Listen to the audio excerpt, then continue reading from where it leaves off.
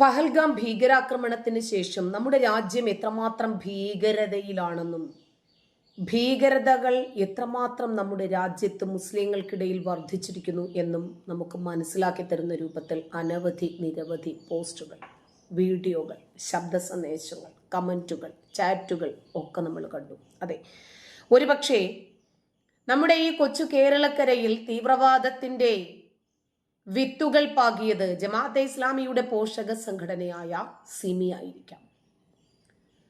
അതിനു മുമ്പും ഇവിടെ ഭീകരവാദമുണ്ട്. വാര്യംകുന്നനെ പോലെയുള്ള ആളുകൾ 1921 നമുക്ക് മനസ്സിലാക്കി തന്നതും അത് തന്നെയാണ്. ഇസ്ലാമിക ഖലീഫേറ്റ് സ്ഥാപിക്കുക, ഇസ്ലാമിക രാഷ്ട്രം സ്ഥാപിക്കുക, നമ്മൾ ജീവിക്കേണ്ടത് കാഫിറായിട്ടുള്ള ഒരു സർക്കാർ, മനുഷ്യനുണ്ടാക്കിയ ഒരു ഭരണഘടന വെച്ചിട്ട് നമ്മളെ ഭരിക്കുന്ന രാജ്യത്തല്ല എന്ന ഒരു സന്ദേശത്തിലായിരുന്നു അവർ ഖലീഫയുടെ കുപ്പായം തയ്ച്ചുവെച്ച് ഇസ്ലാമിക ഭരണാധികാരിയാണ് നമ്മളെ ഭരിക്കേണ്ടത് എന്ന ഒരു ആശയം നമ്മുടെ രാജ്യത്ത്, നമ്മുടെ നാട്ടിൽ വിത്തുപാകിയത്. പിന്നീട് അബ്ദുൽ നാസർ മദനിയെ പോലെയുള്ള ആളുകൾ അത് ശരിക്കും ആഘോഷമാക്കി മാറ്റി.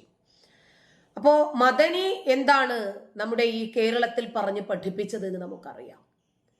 തിളച്ചുമറിയുന്ന യുവാക്കളുടെ ഞരമ്പുകളിലൂടെ ഒഴുകുന്ന ചോരയ്ക്കു പകരം ആ ചോരയിലേക്ക് കുറച്ച് ഭീകരതയും കുറച്ച് അന്യമത വിരുദ്ധതയും ഇസ്ലാം മത രാഷ്ട്രം സ്ഥാപിക്കേണ്ടതിന്റെ ആവശ്യകതയെ സംബന്ധിച്ചും ശരിക്കും അവരെ ബ്രെയിൻ വാഷ് ചെയ്തു.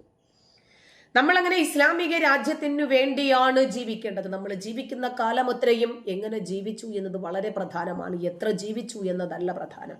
ആ ജീവിക്കുന്ന കാലം അത്രയും ഇസ്ലാമിനു വേണ്ടി ജീവിക്കാനും ഇസ്ലാമിനു വേണ്ടി ചാവാനും പറ്റണം.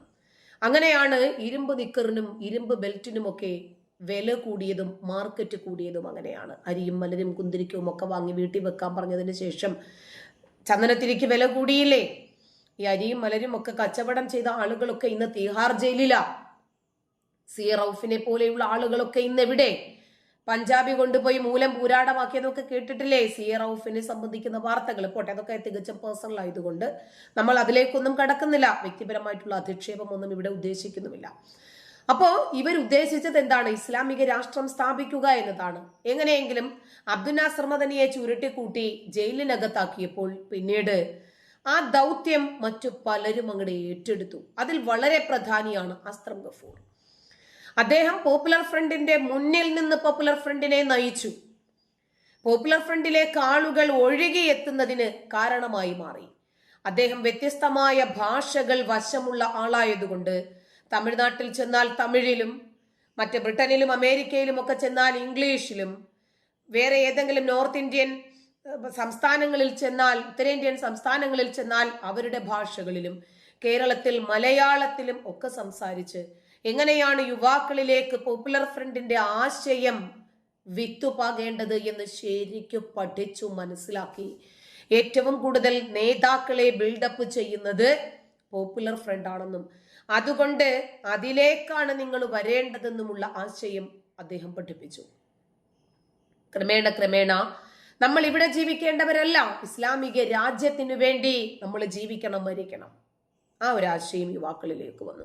അങ്ങനെയാണ് ഐസിസ് പോലെയുള്ള ഭീകരവാദ സംഘടനകളിലേക്ക് ഈ കേരളത്തിൽ നിന്നും യുവാക്കളും യുവതികളും ഒഴുകിയെത്തിയത്.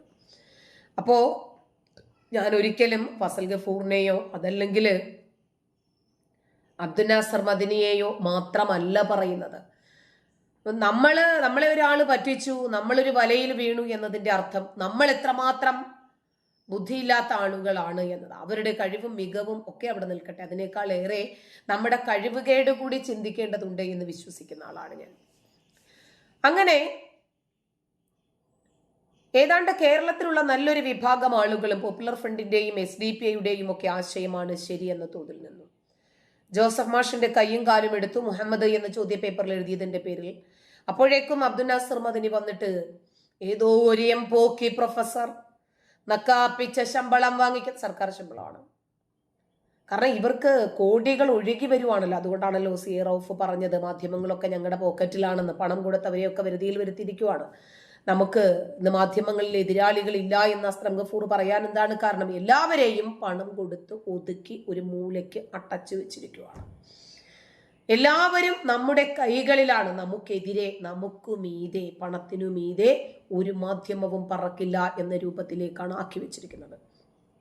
ഇപ്പോ പഹൽഗാം ഭീകരാക്രമണത്തിന് ശേഷം ഒരു മുഹമ്മദ് സനൂഫിനല്ല ഇന്ത്യയെ തകർക്കേണ്ടത്, വിശുദ്ധ യുദ്ധം പ്രഖ്യാപിക്കേണ്ടത്, ഇന്ത്യയെ മറ്റ് രാജ്യങ്ങൾ തുപ്പുന്നത് കാണേണ്ടത്, പാകിസ്ഥാനെ വിജയിപ്പിക്കേണ്ടത്, കാശ്മീർ പാകിസ്ഥാന്റെ ഭാഗമാക്കി മാറ്റേണ്ടത്, കാശ്മീരിനെ പ്രത്യേകം ഒരു രാജ്യമാക്കി മാറ്റേണ്ടത്, 370 തിരിച്ചു കൊണ്ടുവരേണ്ടത്, കാശ്മീരിന് പ്രത്യേക പദവി നൽകേണ്ടത്, ഇതെല്ലാം ഈ ഇന്ത്യക്കകത്ത് ജീവിക്കുന്ന നല്ലൊരു വിഭാഗം മുസ്ലിങ്ങളുടെയും ഉള്ളിലുള്ള ആശയമാണ്. പോപ്പുലർ ഫ്രണ്ടിന്റെ റെയ്ഡ് വന്ന സമയത്ത് ജുമുഅ നമസ്കരിച്ചിട്ട് പള്ളികളിലായിരുന്നു കൂട്ടപ്രാർത്ഥന. SDPIയുടെ റെയ്ഡ് വന്ന സമയത്തും ഇതുപോലെ തന്നെയായിരുന്നു മലയാളികൾ പ്രാർത്ഥിച്ചത്. കാരണം അവർ നമസ്കരിക്കുന്നവരാണ്. ജോസഫ് മാഷിന്റെ കയ്യും കാലും എടുത്തപ്പോൾ അദ്ദേഹത്തിന്റെ കയ്യും കാലുമായിരുന്നില്ല എടുക്കേണ്ടത്, തലയായിരുന്നു. എടുത്ത് ഫുട്ബോൾ തട്ടേണ്ടതുപോലെ തട്ടണമായിരുന്നു എന്ന് പറഞ്ഞ അബ്ദുൽ നാസർ മദനി ഇന്നും ജീവിച്ചിരിപ്പുണ്ട്.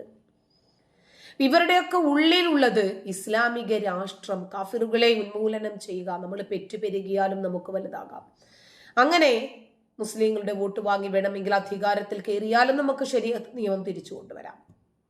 അങ്ങനെ ആ ശരീഅത്ത് നിയമത്തിനു വേണ്ടി മാത്രം ജീവിക്കുന്ന ഒരു വിഭാഗം ആളുകൾ, അതിനുവേണ്ടി കാനഡയിൽ ഇരുന്ന് ഇവർക്ക് വേണ്ടി മാത്രം നാവിട്ടടിക്കുന്ന വനിതാ മാധ്യമ പ്രവർത്തകയെയും ഇവർക്ക് കിട്ടി. ഓൺലൈൻ വഴി തൂലിക ചലിപ്പിക്കുന്ന സിദ്ദീഖാപ്പിനെ പോലെയുള്ള ആളുകളെയും ഇവർക്ക് കിട്ടി. അങ്ങനെ ഇവരുടെ വൃത്തം വളരെ വളരെ വ്യാസം കൂടി. ഇസ്ലാമിനു വേണ്ടി, മുസ്ലിങ്ങൾക്ക് വേണ്ടി ഇരവാദം ഉന്നയിച്ച് മുന്നോട്ട് വന്നാലാണ് സോഷ്യൽ മീഡിയയിൽ ഒരു ഗ്രിപ്പ് കിട്ടുക എന്ന് മനസ്സിലാക്കിയ ആളുകളൊക്കെ നിലപാടുകൾ മാറ്റി, അഭിപ്രായങ്ങൾ മാറ്റി, ആശയങ്ങൾ മാറ്റി. അങ്ങനെ അവര് നില മാറി ചവിട്ടി തുടങ്ങി. കാരണം അവിടെയാണ് താണ നിലത്തെ നീരോടു അവിടെ ദൈവം തുണ ചെയ്യൂ എന്ന് പറഞ്ഞു കേട്ടിട്ടില്ലേ? അതുപോലെ, ഞാൻ ദൈവത്തിൽ വിശ്വസിക്കുന്ന ആളല്ല, ഒരു ചൊല്ലാണ്.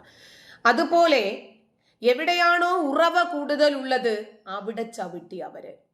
ഈ കാലത്ത് ജീവിക്കാൻ പണം തന്നെയല്ലേ മുഖ്യം? പണം വേണം.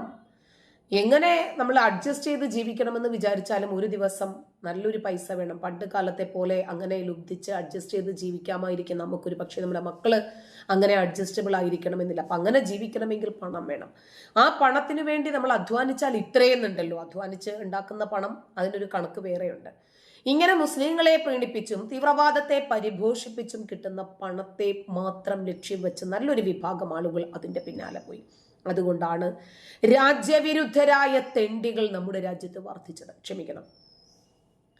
ഇതുപോലെയുള്ള ചെറ്റകൾക്കു കൂടി സംരക്ഷണം കൊടുക്കുന്നതിന് വേണ്ടി ഇന്ത്യൻ ആർമി അതിർത്തികളിൽ പിടഞ്ഞു വീണു മരിക്കേണ്ടി വരുന്നതും ഈ നന്ദികെട്ട ഒരു വിഭാഗത്തിനും കൂടി വേണ്ടിയാണ്.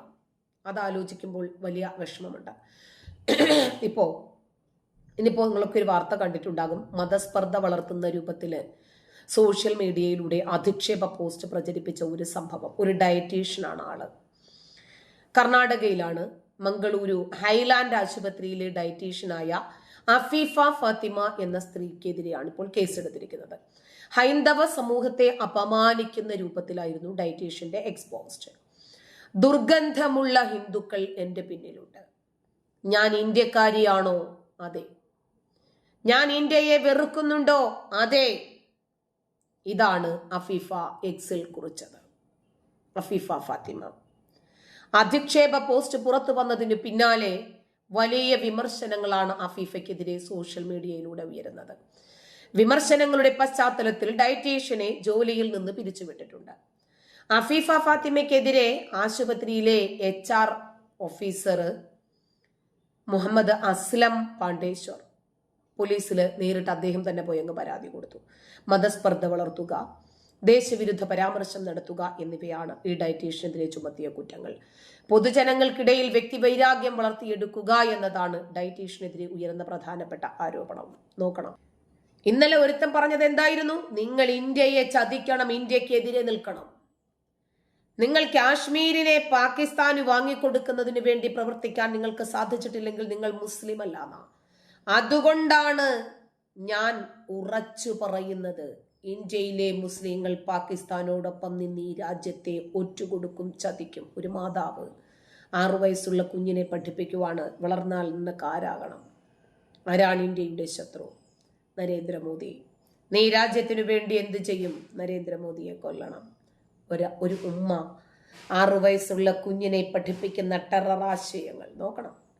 വേറൊരു താത്ത രംഗത്ത് വന്നിട്ട് പറഞ്ഞു കേട്ടിട്ടില്ലേ, നീ ഡാഷിന്റെ മോനെ അമിത്ഷാ, നരേന്ദ്രമോദി നിന്നെ ഞാൻ കൊല്ലുവടാ, അങ്ങനാടാ ഇങ്ങനാടാ എന്നൊക്കെ പറഞ്ഞിട്ട് ഒരു താത്ത രംഗത്ത് വന്നില്ലേ? നൂപുർ ശർമ്മയുടെ വിഷയത്തോടനുബന്ധിച്ചിട്ട് കനയ്യലാലിന്റെ തലയെടുത്ത 2 തീവ്രവാദികളും പറഞ്ഞതെന്താ? ഈ കത്തി കൊണ്ട് അടുത്തതായിട്ട് എടുക്കാൻ പോകുന്നത് നരേന്ദ്രമോദിയുടെ തലയാണ്. അതായത് ഒവൈസി പറഞ്ഞതുപോലെ ഈ രാജ്യത്തെ ഇസ്ലാം മത രാജ്യമാക്കി മാറ്റാൻ തടസ്സം നിൽക്കുന്നത് ആരാ? യോഗിയാണോ എങ്കിൽ യോഗിയെ തീർക്കണം, മോദിയാണോ എങ്കിൽ മോദിയെ തീർക്കണം. ഇവർക്ക് ഖലീഫ കുപ്പായം തയ്ച്ചു വെച്ചിരുന്ന MK ഫൈസിയെ അടക്കം കേരളത്തിൽ നിന്ന് പൊക്കിയെടുത്ത് തീഹാർ ജയിലിൽ അടയ്ക്കാൻ നരേന്ദ്രമോദിക്ക് സാധിച്ചിട്ടുണ്ടെങ്കിൽ 140 കോടി ജനങ്ങളെയും സുരക്ഷിതമായി ഈ രാജ്യത്തിനകത്ത് തന്നെ നിർത്താൻ നരേന്ദ്രമോദിക്ക് സാധിക്കും. നന്ദി.